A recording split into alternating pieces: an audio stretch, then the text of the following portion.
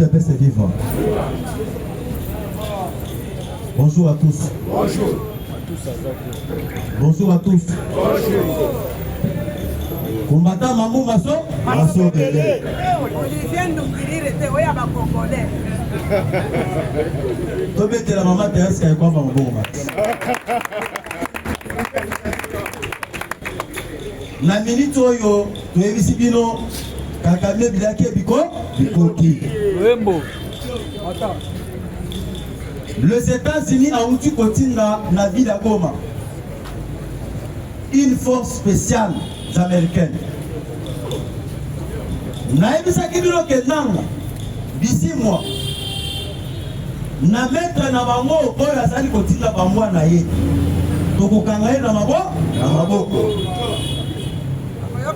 Au moins de présence, il y a FARDC na ville à Goma. Au moins de bango te. Makamwe ça bien. Kosala jeté.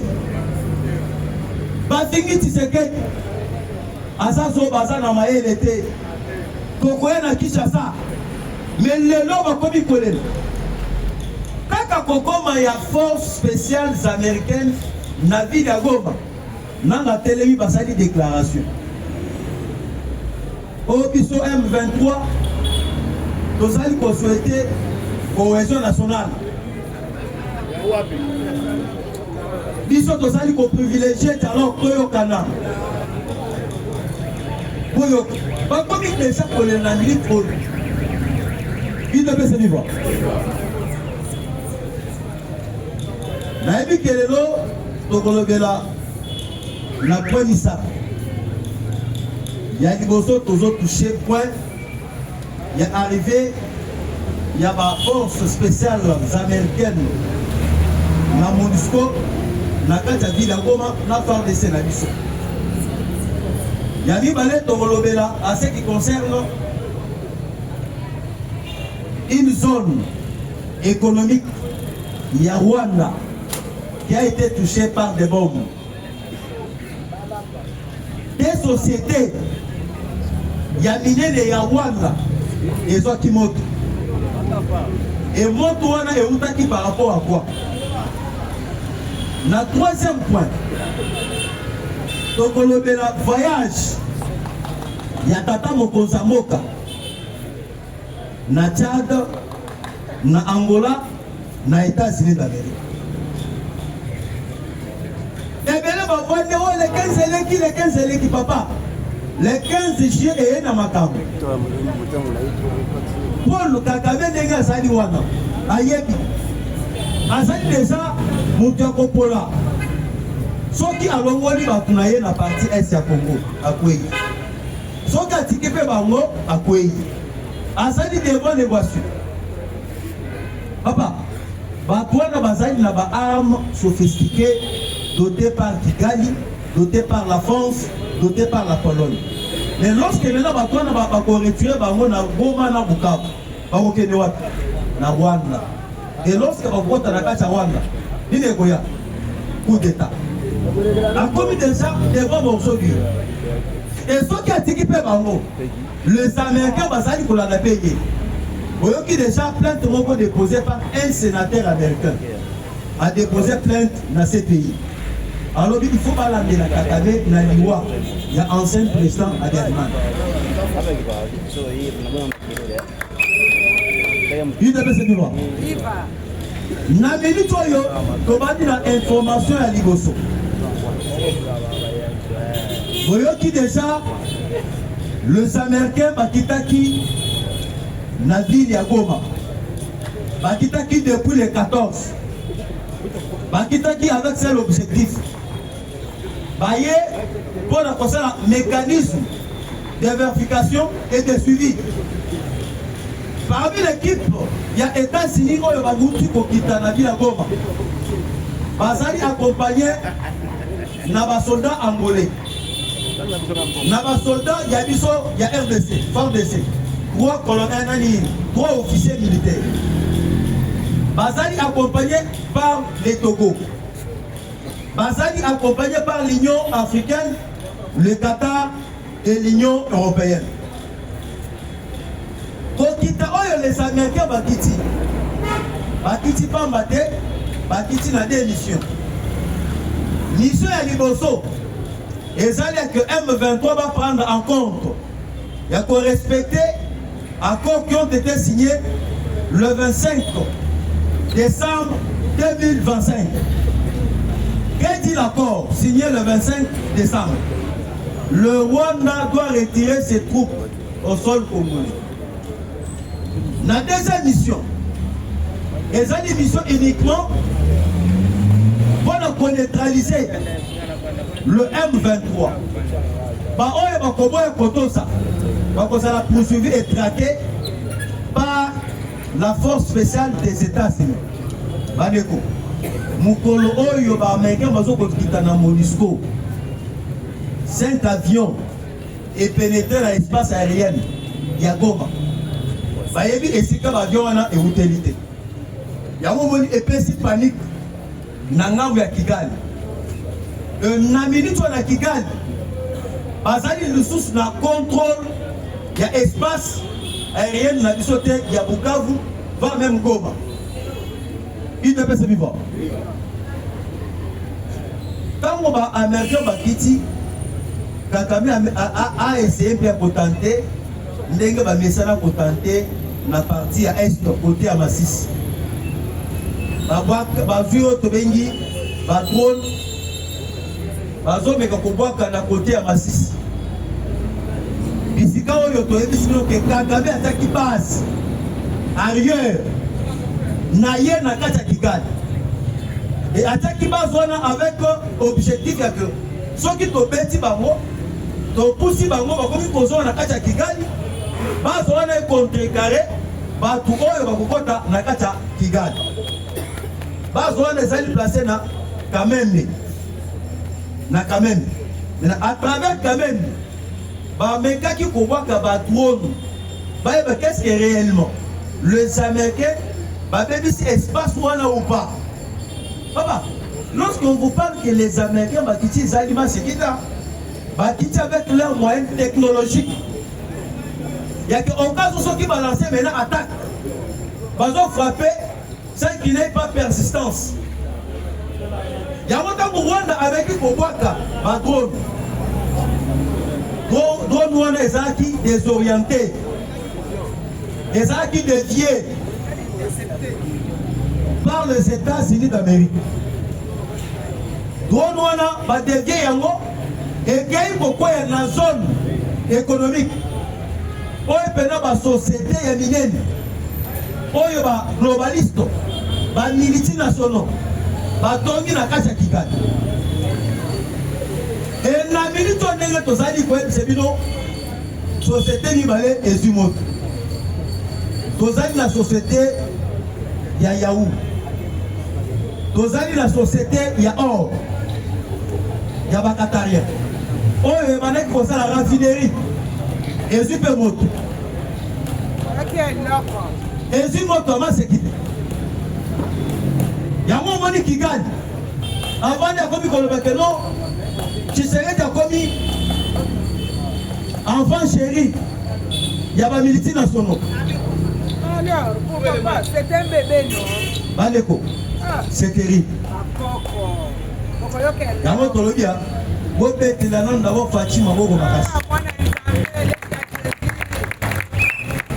de carrière Fachi Azali Mobile qui croyait que Fachi a persisté jusqu'à ce niveau.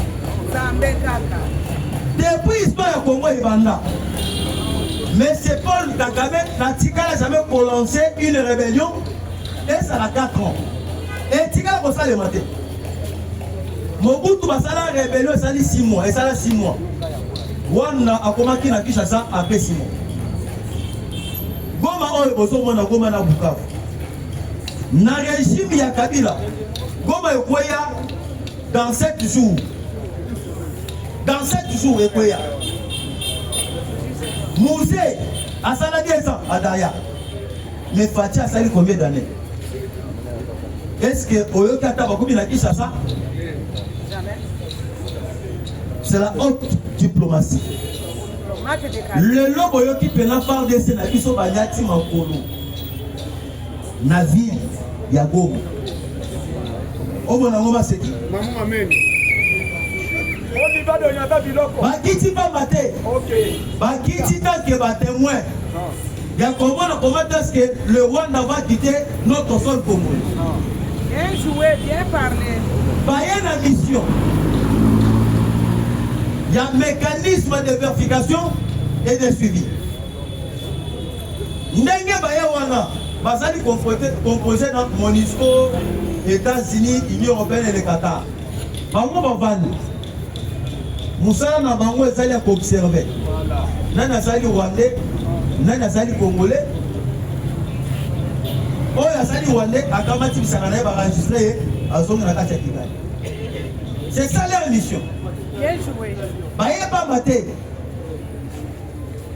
Et bakosala ndenge nini? Goma ezali retrouvailles. Ya ba M23 oyo bakouta na kati ya Bukavu. Ba oyo bakouta na Kamanyola. Ba oyo bakouta na Kavumu. Bakoye ko se réunir bango nyonso na ville ya Goma. Ndesiko tobandi ko identifier bango. Qui fait quoi? Qui est congolais? Qui est kenyan? Qui est soudanais? Qui est français? Et lorsque tu as enregistré, tu as la frontière. Maintenant, ceux qui ont été il faut payer ce qu'il il doit payer ce qu'il va. Et dans la minute de ça, dans la ville de Goma, et comme il est ça, dans le contrôle, il y a les États-Unis. Toboto libre français, Toboto libre chinois. Parce que comme ça, il y a un contrôle chinois et français. Mais le fait que les Américains vont quitter la force armée, ils sont forts de ces. Et comme il y a un contrôle, il y a les États-Unis dans l'Amérique. Il ne peut se vivre. Il y a un mot qui suit quoi, il y a un mot. Comme il y a un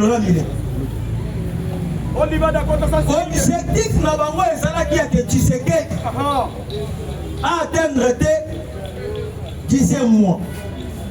Ou soit ba éliminer na Masasi, ou soit ba kimisé na rébellion, ou soit ba kei ba kwa ici Kalemi ba imposer Fati alors. C'est à ta bata. Mais la kaliki na bango nyonso wana les Américains ba yebaki déjà yango. Et pourquoi? Parce que selon l'objectif, il y a M. Emmanuel Macron.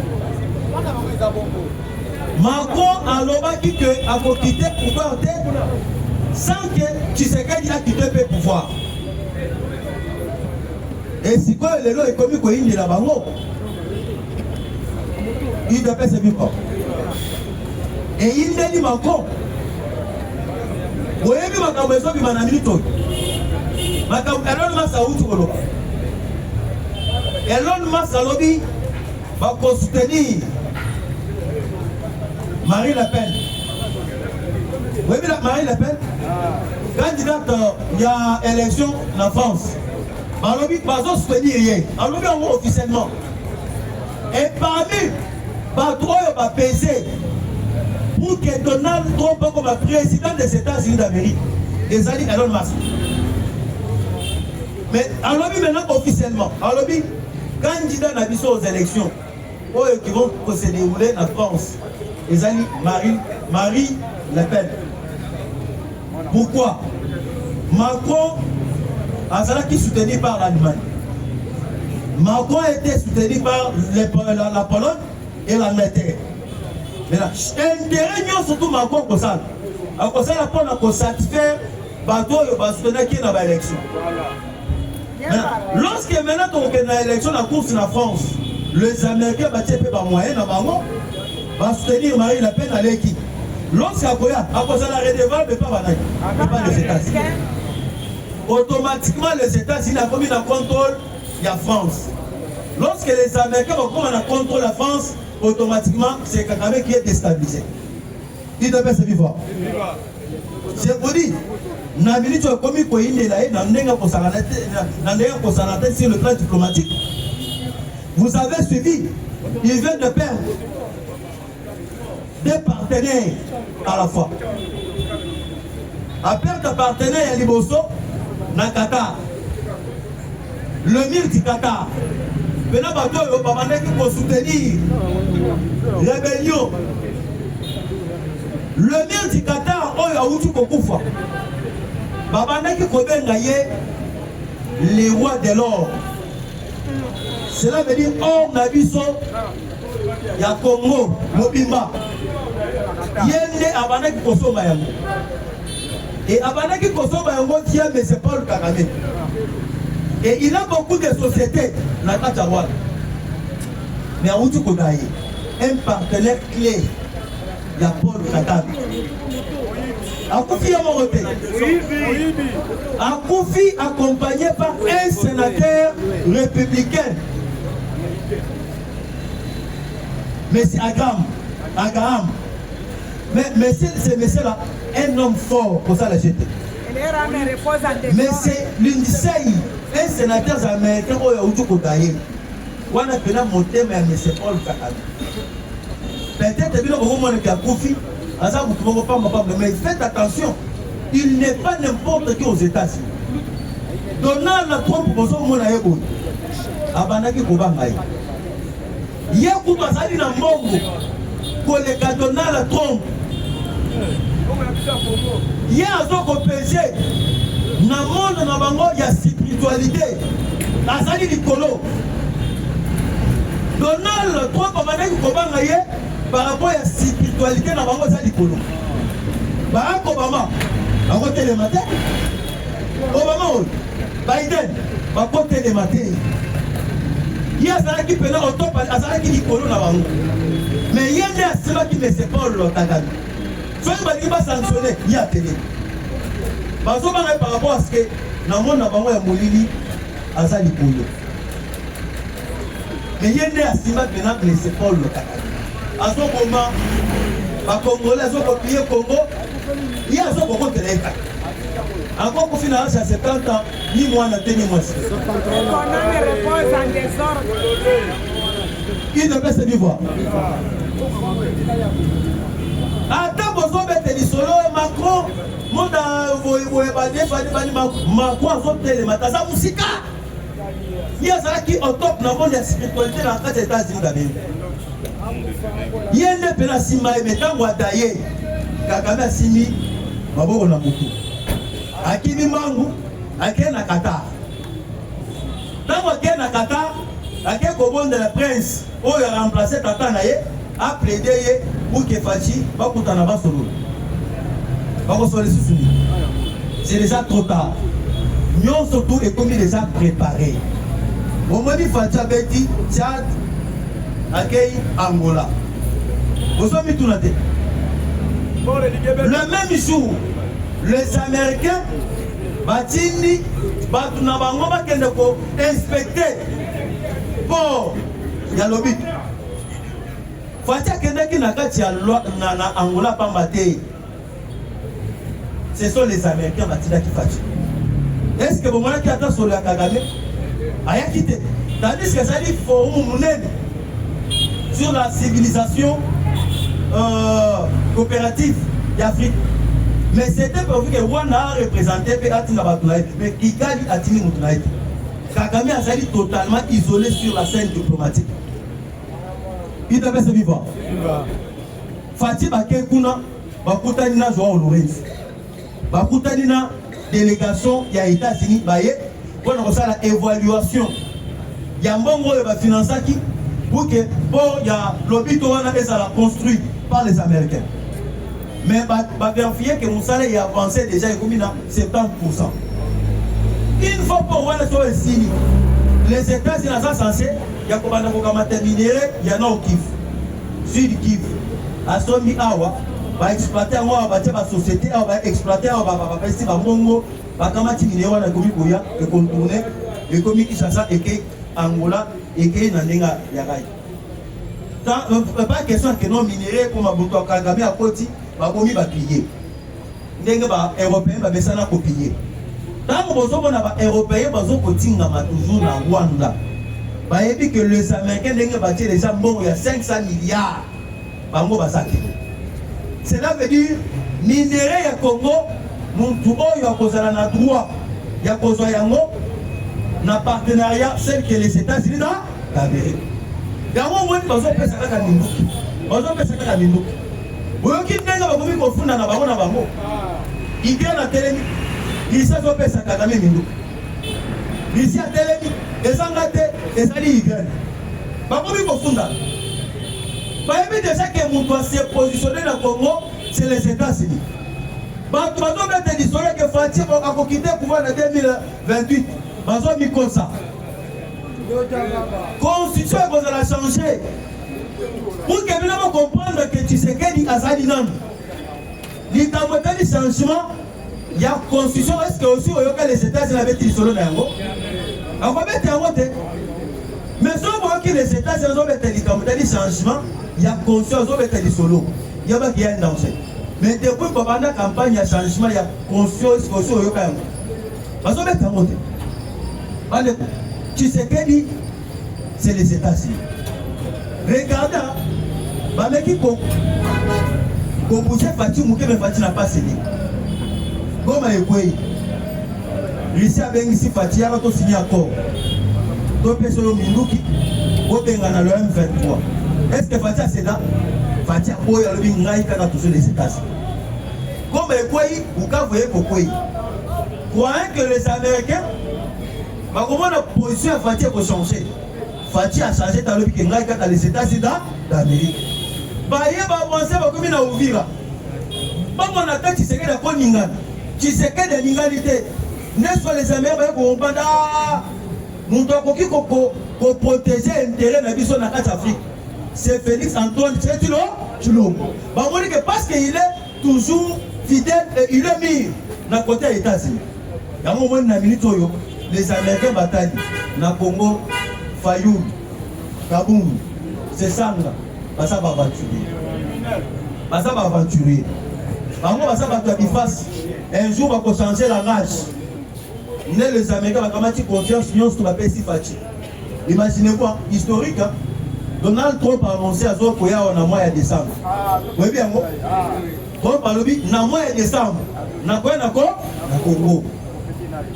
Après na Congo pour inaugurer l'ambassade na bango bazo kotoka na esika. Parce que dans la minute où les États-Unis vont avoir un quartier général, il y a armement pour l'Afrique. Dans le cas de Kinshasa. Ils frapper tous les pays frontaliers. Je vous remercie.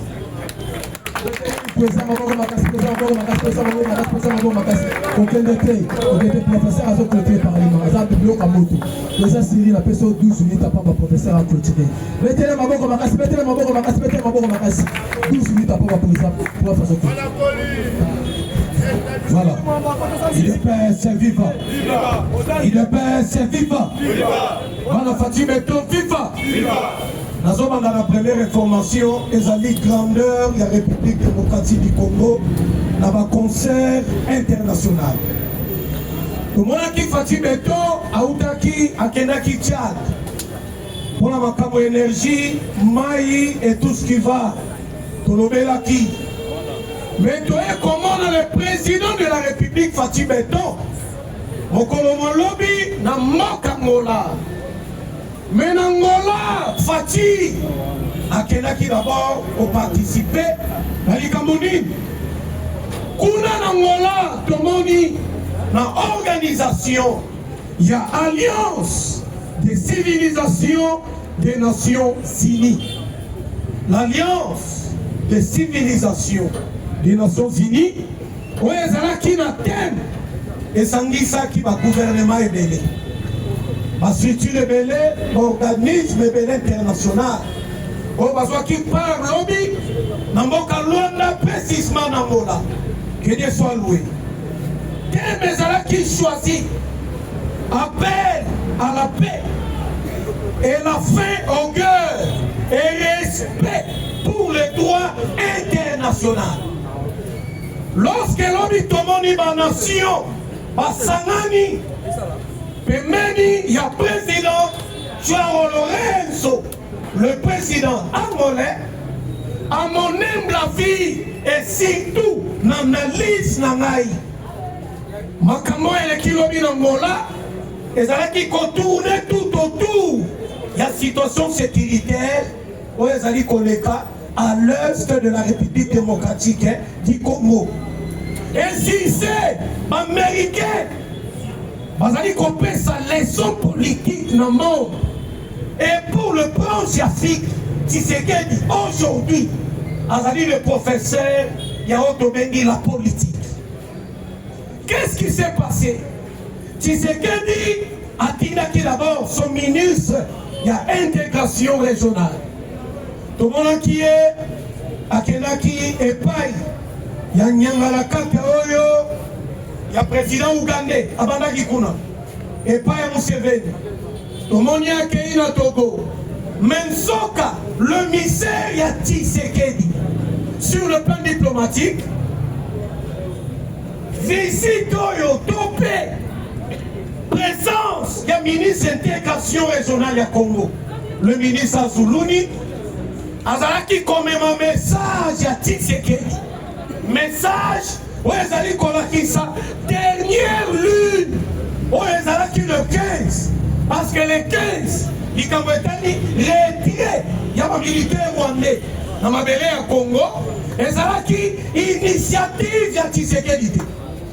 Et Zalaki, initiative, il y a un américain, et sur ces Sénéli, il y a un Moukolomboka, on a sapé que tu es prêt, il y a comme ça la nyonso. Et pour que vous compreniez en haut, ministre Temoli na Togo, FC Batogolais, président Togo, Moni Nezabore, Moni les 15 ans sur l'équipe, comment Togo franchir ligne, Yakobondela, Yakobo Tobondeko, Yako Solo là, Togo frapper, parce que nous sommes prêts. Et qu'on a prêt, et moi on a qui déjà? L'Omina Sakibino, comme ministre, le chef de diplomatie russe, Monsieur Sergei Lavrov, qui d'ailleurs na Burundi, na masolo ya Burundi, mais qu'on dévoile secret, bangomba comme minele, bangomba qui n'a beaucoup, mais les mis n'emploi ça. Ce dernier, alors qui clair que l'Ukraine mando qui sont conventionnels. Oui, où t'as qu'un pays, où on va composer l'OTAN, c'est-à-dire l'Europe. Mando qui wana et d'autres mando qui États-Unis abandaki n'est-ce pas qu'on pèse en Ukraine pour faire face devant la Russie. Mais tata Robini mando qui wana nyonso yaka na maboko ya Rwanda. Et si c'est pour moi que tu franchis ligne Moussous et puis Fati a changé face. Il a persévéré. Il y a un discours, il y a Tshisekedi lobby dans Luanda. Tshisekedi lobby dans Luanda. Bitumba au Congo za kobunda lelo. Ba pays nyonso africain. Bonté ngona mituna bino. La paix pour le Congo et qu'on a une paix pas seulement pour les Congolais, mais pour tout le peuple africain. Est-ce que il est persévérant? Tshisekedi a lobby. Nous sommes agressés, la RDC, certes. L'Est de notre nation. Nous sommes agressés à un petit pays. On a soutenu. N'a pas hypocrite. On va y avoir un canabino. Pour soutenir bino, n'a pas organisme songolo pascal. Mais bon, tiens, n'a mis tout nabino. Tant que Congo, qui n'y est Kozalate, n'a pas canabino en Afrique, qui n'y a pas Kozala, il a persévérant. Pour que l'Afrique soit développée, commençons d'abord à développer la RDC. Bien parlé. Il a persévérant. Il a persévérant. Ah, en Angola, n'a pas de Sabino. Qui était bon autonomie, parce que t'es mes acquittos au Makas. Maman na thème, faut-il que Dieu vous bénisse? Faut-il lobby? L'alliance des civilisations des Nations Unies et le respect du droit international. Autre thème appelle à la paix. Et comment mettre fin au cœur? Mais comment la guerre persiste toujours en RDC? qu'est-ce que vous faites? Est-ce que vous allez continuer à jouer l'hypocrisie contre la RDC? C'est que si vous jouez l'hypocrisie contre la RDC, c'est que vous le jouez d'abord pour le peuple. Il ne peut se vivre. Fatia Silisi, avant Fatia Yanaki, toi aussi qu'on a série de sanctions. Il ne peut se vivre. Lobby, comité de sanctions du Conseil de sécurité de l'ONU. Comité de sanctions du Conseil de sécurité de l'ONU, en vertu de l'article et la résolution 1533. Chaque jour, moi, je pense que vous avez hier, comité de sanctions du Conseil de sécurité de l'ONU, en vertu de la résolution 1533, va procéder na prescrit ma sanction na 6 personnalités. Oyo tokotanga awa na bambano na bango.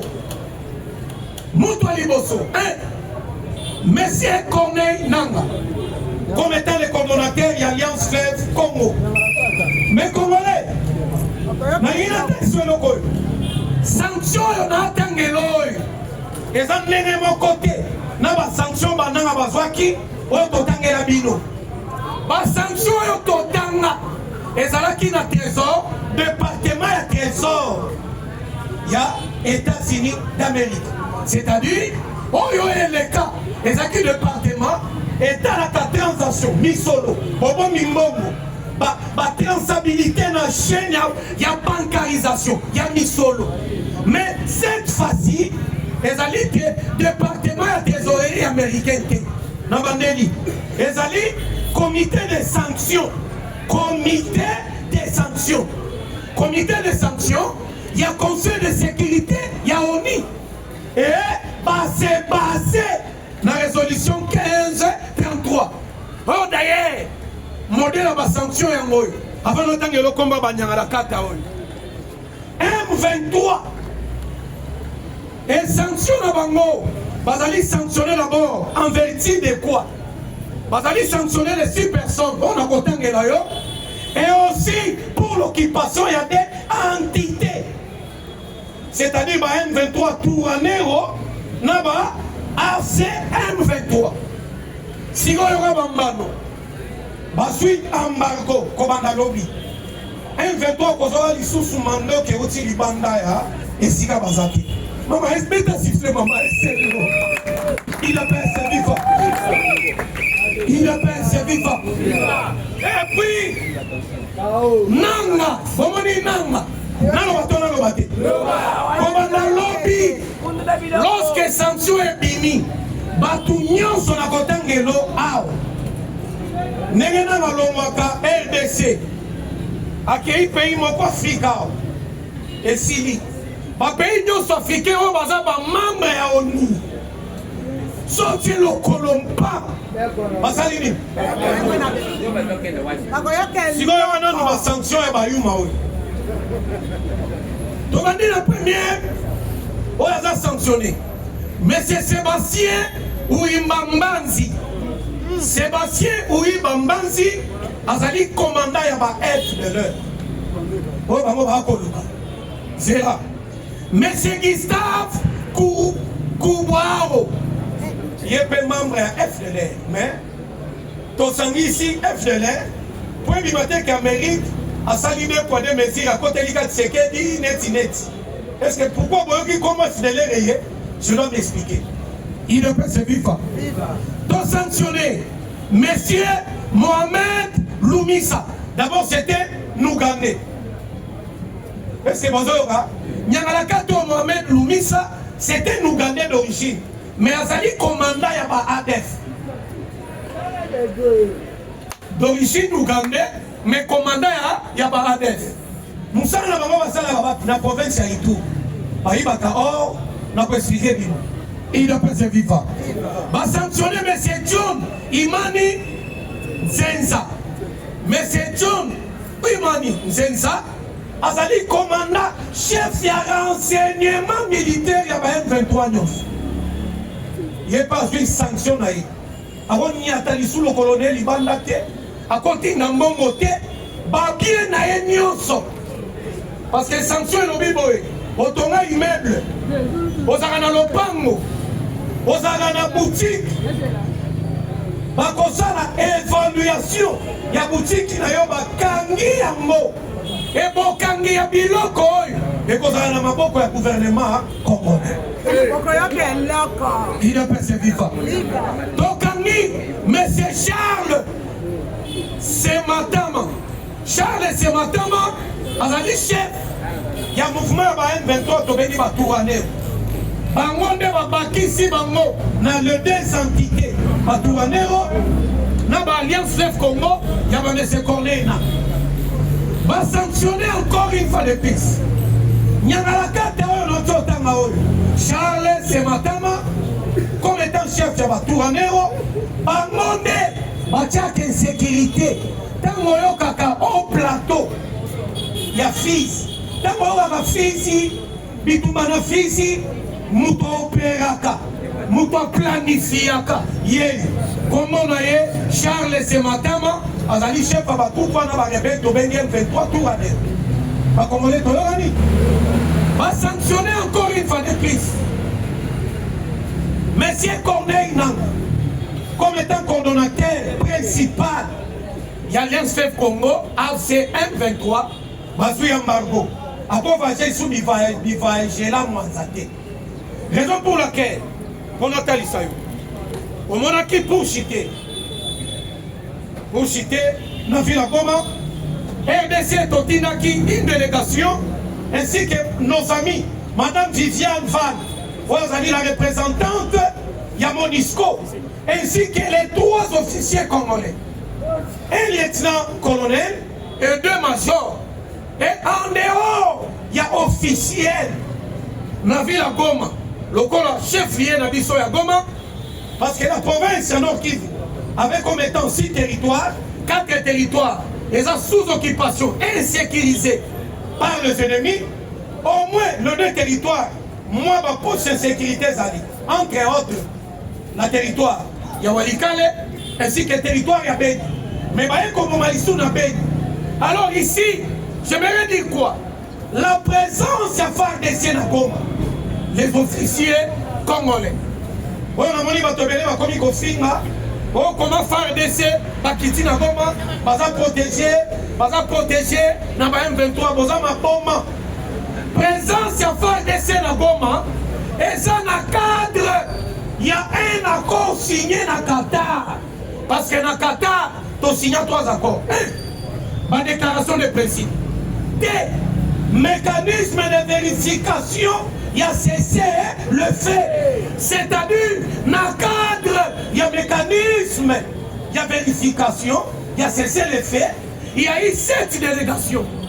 Togo, Union africaine, Union européenne, ainsi que Conseil de sécurité, Nanzela, il y a Madame Viviane, Tokei, pour que tout vérifier ensemble Nabatataoui. 1-23, allons mais va sanctionner les lobbies. Si le plan diplomatique, les alliés c'est là oyo, les alliés déjà quoi faiblir. À l'interne. Parce que mars à le 22. Mais ça va accorder ma une minute. Mars à le 22. Nous va attaquer la nouvelle génération. Mon président, il y a un problème à l'occasion de rien. Mais d'abord, il attend à combo ya tata.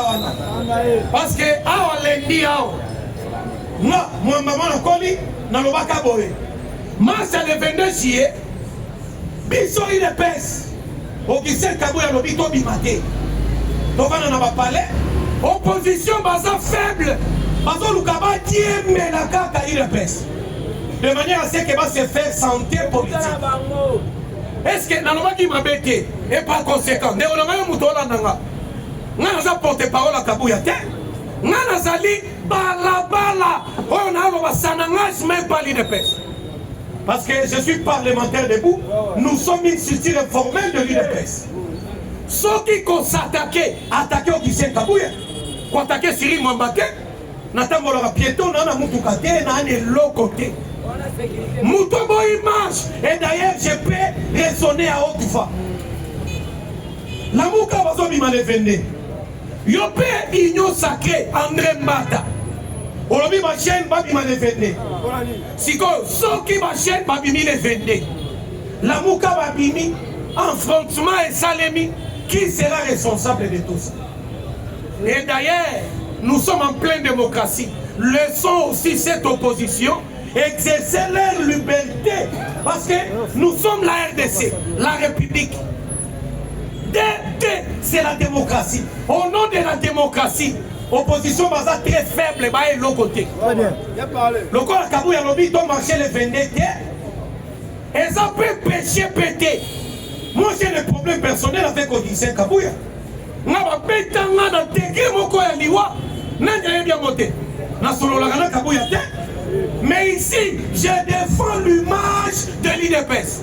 Parce que moi je suis de l'UDPS. Est-ce que lobby m'a bé? Est-ce que la lobby m'a bé? Otika, tu as un problème ébélé dans mon cas. Tu as un problème ébélé. Opposition d'abord, parce qu'on a un problème de leadership. Qui est leader de l'opposition? Aïemanité. Alors, Yobi Manamars, Paul ou un problème en ni. Baïke, le 22. Congolais, c'est Congolais. Si tous les membres de l'UDPS, tu vas dans le palais, tu vas dans le petit ou dans le miss. Et là, vous êtes Cyril Mwambamana Koli. Olingo Benangai, Benanga 090, 096, 10, 91. 090, 096, 10, 91. La situation sécuritaire.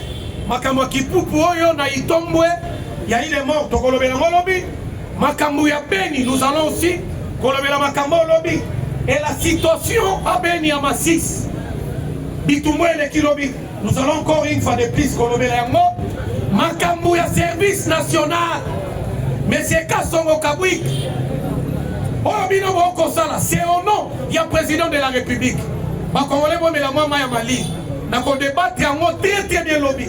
Parce que polémique est comme une carte à Makambo. Et pour garantir nos médecins, les policiers vont pomper bino bamai, Conseil national de l'ordre et les médecins. Ils saisir l'auditorat militaire. Parce que capitaine, on a déjà identifié. Bon, on la justice. La carte à ministre, il y a santé, ministre de la santé. Papa, ton père, Lobaki, ma communicateur. Boye Bakoloba, Yango Mana Lobby. Papa Rocher, ministre de la santé. Ozo Sala Moussala no Malam, Samba Pangolo, Cyril Mamamana Koli. Je dis et je vous remercie. UDPS viva. Je crois que beaucoup d'amis doivent avoir aussi mon comportement. Il y a d'autres qui se fâchent pour rien. Ah,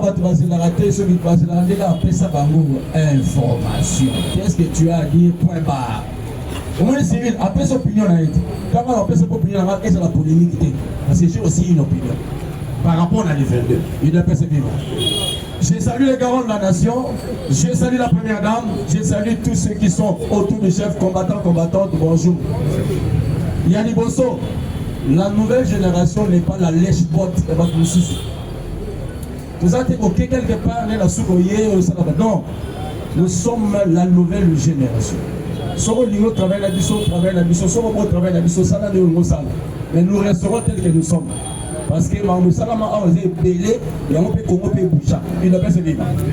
j'ai dit la chose, la bête, à ceux qui ont. J'aimerais dire une chose. Par rapport à le 22, ceux qui ont un conflit dans Makatona, Géco et Talibisoté. J'aimerais dire ceci. L'union sacrée n'est pas de ces quatre. Sans qu'il y a bon, non pas présent et bien voté. Nous avons aussi des informations parce qu'il y aura pas d'informations. Ceux qui ont l'Ingamatate, parce que Géco a été nommé président de la jeunesse à l'Union sacrée. Le 22. Est-ce que vous avez un but de le 22? les venez dans la balabala, bah, qu'elle est à parler de la nation. Est-ce que vous dites bien? Non, il faut parler de la nation. Président de la République. Parce qu'il y a au Bima, on veut déranger le président de la République. Nous n'avons rien à voir dans la bilan ce soir. Mais pour la chef, moi, j'ai aussi une autre vision. Il y a Kabila pour faire le coup ici à Kinshasa. Parce que la S, il décide d'échouer. Maintenant, on va faire ça dans la capitale. Ah, la capitale. Tous ces voyous là-bas, il y a Kabila, là-bas, ça va aventure. Mais là-bas, on a là-bas. Ah, il y a d'abord, quand il y a la police nationale, il y a l'armée. Non, c'est là où il y a un combattant, il y a UDPS. Est-ce que je le fais comment? Parce que garde le budget des alliés, garde le présidentiel des alliés. Oh, par contre, il m'a tout touché mon conseil à Bango. On sait bien que tous boy. Moi qui me suis là, la maison blanche, la sniper va se dire colo. Pour ça, vous l'avez déjà pas utilisé, on a deux pour ça. Ah, vous avez dit, il y a un bon bango pour. Ah, non, ah, ils ont un bango, tout coûte un avion dans ce là. Pour ça, vous l'avez dit, ma colle va avoir les additions. Dis, tu retires la matin, place ni.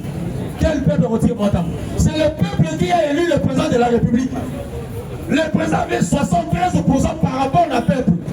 Et ils disent qu'ils vont sortir dans Poupoli. Parce qu'ils ont menacé le peuple dans Balabal. Contre le mouton de l'Opona. C'est dans la banque.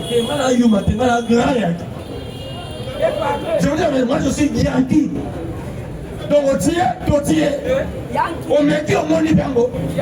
Bango, on l'a ça, Bango, on va Yankee. Et après, ça va tirer dans Bango. Bango, ça va aventurier. Baza bateau, balugane ba problème. Baliemo na bango, ba on l'exception le complet toboyi. Biso toboyi, to la sabango balinga sala monate. Ba ko toucher mo konzambo gâté. Ba aussi ma pe la venir et là ba sala parce que ba but ezali. Ezali RTNC, ezali aéroport. Ça va leçon la fois que je vous ai dit ici. Ba somo na boyete, ba somo na ndeboyi. Il y a aussi plusieurs ndolo. Pour lancer la descente. Ils sont pour permettre de passer le mouvement. Bon, moi, les jours, ça, ils marchent dernièrement. Il y a des jours où on a passé les sauce. Après Tenasos, il y a parlé du peuple, il y a photo. Pour lancer la bataille, c'est l'examen là-bas, on va se là. On va profiter. Parce que pendant qu'on va s'engager le côté. Parce que les gens si ça va examen, bimi, mais on va photo tout le bandit. Parce qu'on fait ça la buzz. Ça va me combattant, nous sommes du UDPS. Ma solo, tu es bien ou bien. Va bien le côté. Il n'y aura rien, mais dans les riens, il faut toujours qu'il y ait quelque chose. Parce qu'il faut prévenir que guérir. UDPS est vivant. C'est un langage. La politique, et ça là-bas, c'est pas. L'UDPS a été créé par des contestations. Sur le bâtiment UDPS. C'est pour ça que le vieux avec les UDPS, nous avons trois catégories de gens. Il y a ceux qui sont des légalistes, des traîtres et des opportunistes. Non, mais les UDPS, opportunistes, c'est pas mieux appelé. Ça va, tabou, oh yo, non, attends, on a fait comboter. On a besoin de faire autant comme on a yo, on a petit, ils sont des écoutes, ça dit. UDPS est vivant. Mais du moins, le corps à combattre UDPS, il faut avoir un langage. Dans les langages, même il y a combat. Souvent, on a besoin de combat, bien là, vous me saoulez. Quand vous voyez quand il bosse, vous me saoulez.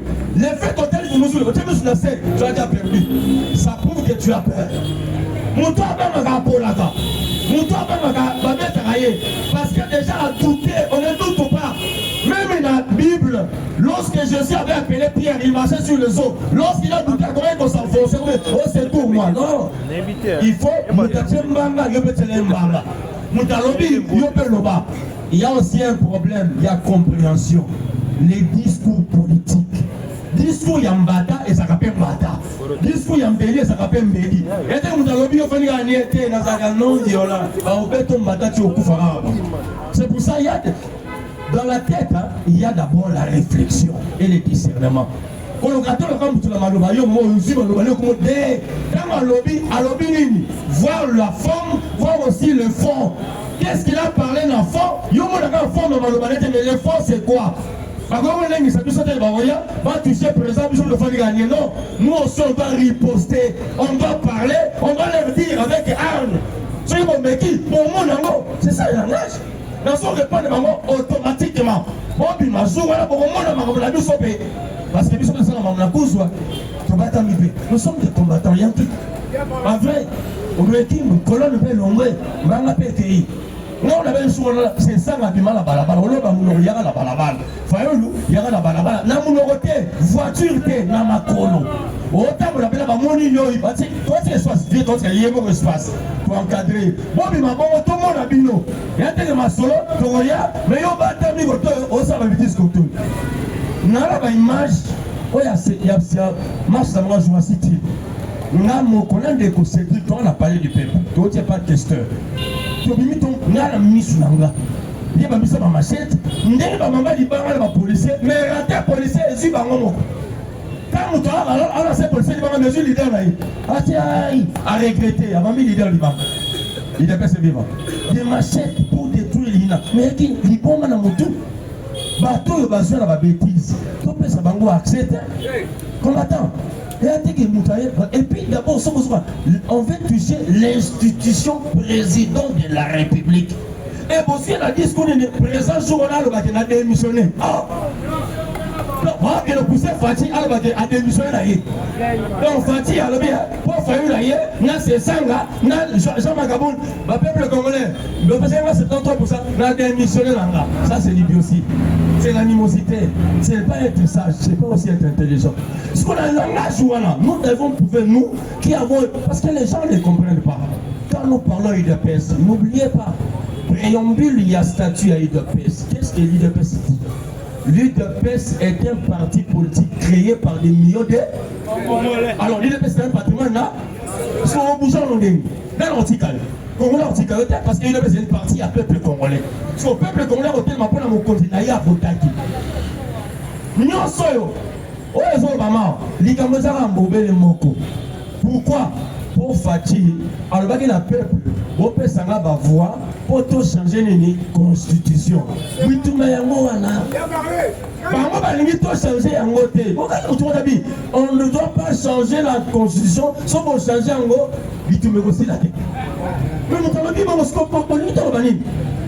mais même les gens, naturellement parlant, langage adage, celui qui cherche la paix prépare la guerre. Il faut qu'on bunda. Parce que dans mon langage, que nous avons un gars pour préavis, mais petit délai il y a un oh, ce qui délai s'il même bâton sur l'administration, on appelle les déguerpissements. Pour dire 3 mois, 1 mois, 3 semaines, 1 semaine, 3 jours, 1 jour fini. Après 1 jour, déguerpissement. Il y a un Rwanda, Bima trop, Basonga Petro, Malon Tolobia, Babima Nini, libéra. So libérate, tu peux attaquer dans le Congo. Nieko, guerre, il y a Congo, tu as besoin de la Bissomoko. Malon guerre, tu as attaqué dans le Rwanda. Tu ne peux pas se faire au Kima, parce que tu as dit Rwanda, quelqu'un m'a dit Rwanda. Avant, au Kima la Benker. Oui, Benker, les maisons qu'on construit dans ma belle, à Kundamati, avant Kima la Benker, n'ont pas récupéré, mais nous devons aussi attaquer. C'est comme si l'armée congolaise, c'est comme une armée à défense. Nous voulons notre armée à attaque. Donc, et Bouni, c'est la guerre là. Américain, Irak, à côté de la Koweït.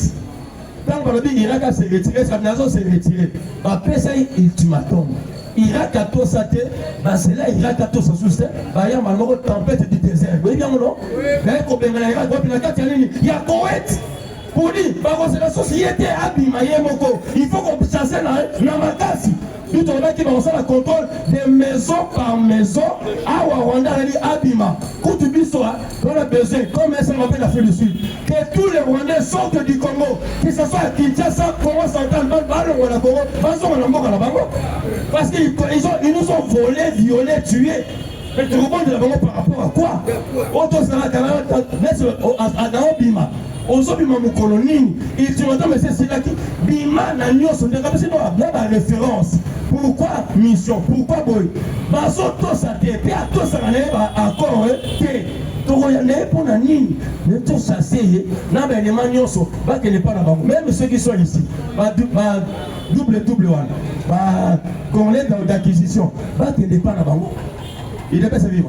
Moi, je ne viens pas contredire quelqu'un. Je viens appuyer, mais dans le sens certificat, mobilisation, activation. Pour dire, toi, ça l'a l'été, toi, tu as la bangote, mais toi, tu as la pression. Dans ça, nous aussi, on a souffert, papa. Pourquoi pourquoi sont avancés minimité? Parce qu'il y a un homme la guerre. Ceux qui va payer ça qui est main libre. Bon, quand il même le ministre belge à l'objet en Guabi, Bandeko, ça n'a courage à Kondima.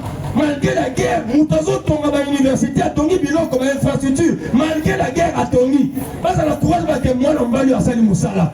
Pays moi, la guerre à Tonga, ça a raté. Parce que moi, on est dans la guerre. Mais Bilo, Bozo Bouna, Bozo Tonga. On ça là, université à Tonga. Non, mais ici, à Kotanga. On va attendre ça du sauter. Au contraire, les potes de l'école laïque, on va faire la fabrique, on va partir à carton. Quand militaire, là, quand vous voulez. Niveau armé commis, ça s'appelle la courage à Robako. Quand vous voulez, maman a fait un peu de la guerre. Nakati ya Karona pour moi, quand la 4 parties, dans la carton. Voilà, on a un carton, voilà, on a un carton. Donc, on a sauté dans le ban, on a un carton. Mais les lots, qui ont un même un hôpital, mais quand même, on doit féliciter ces messieurs. Mais quand vous avez ça y est, tout le monde, tout le même social. C'est ici au Congo, on a une mauvaise interprétation sociale. Social, c'est un relié. Social de santé, il y a bien, maïs, il y a bien, courant, il y a bien, l'hôpital, il y a bien, Banzela, il y a bien, et moi, social, ça vient du mot société. Mais comment il y a des il y a combien avant Fatih, on est guinéen. Avant Fatih, on est guinéen. Avant Fatih, Foufou, il y a Fatih. Foufou, il y a Fatih. Période Oualat. Avant Fatih, courant de guinéen. De l'estage, il n'y a pas Fatih. De l'estage, il n'y a pas Fatih. Banzela, il n'y a pas Fatih. Non. Donc pour dire, les Congolais oublient l'essentiel. Il y a moins de rebelles, j'avais dit, bon, essentiel, bon, ça veut dire inutile. Ne jugez pas l'inutilité, mais jugez ce qui est essentiel. UDPS est vivant. Même aujourd'hui, vous voyez que même la démocratie, pour apprendre la démocratie, n'importe qui a Kabila, on sait les missions à la télévision. Déjà, n'importe où, c'est là. Quand on finit dans la Kabila, n'importe service, c'est là, monsieur, tu nous suis. Mais il faut se taire, qu'est-ce que tu nous sur le banc, et les autres, ok, prison. Mais les lots, nous devons faire la fatigue à plateau et à télévision, mais total. Et puis nous devons faire la fatigue à colonioso. Alors, ma mère, pourquoi c'est colonioso? Mais la camarade, parce que chaque chose a son temps.